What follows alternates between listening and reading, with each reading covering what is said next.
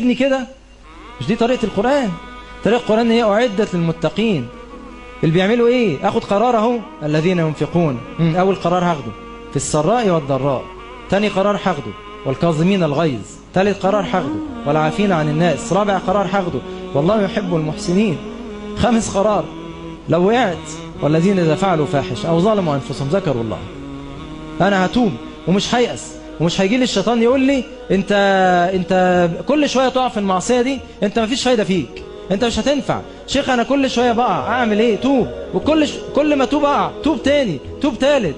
ان الله لا يمل حتى تمله. افضل دايما توب، دايما توب، ما تيأس ابدا.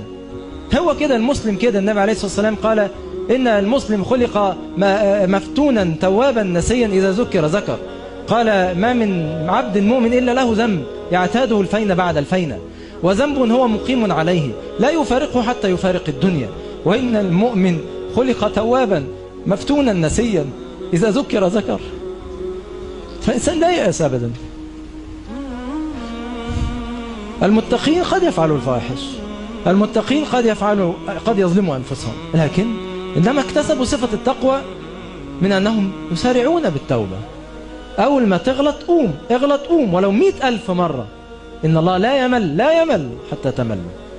إذا فعلوا فاحشة أو ظلموا أنفسهم ذكروا الله فاستغفروا لذنوبهم ومن يغفر الذنوب إلا الله ولم يصروا على ما فعلوا. لم يصروا وهم يعلمون. ارجع بقى تاني، رجعني للجنة تاني والسياق. أولئك جزاؤهم مغفرة من ربهم وجنات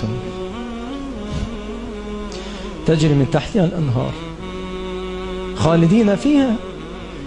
وكده قول لي بقى كلمة تحفزني: ونعم أجر العاملين. أنا كده اتغير.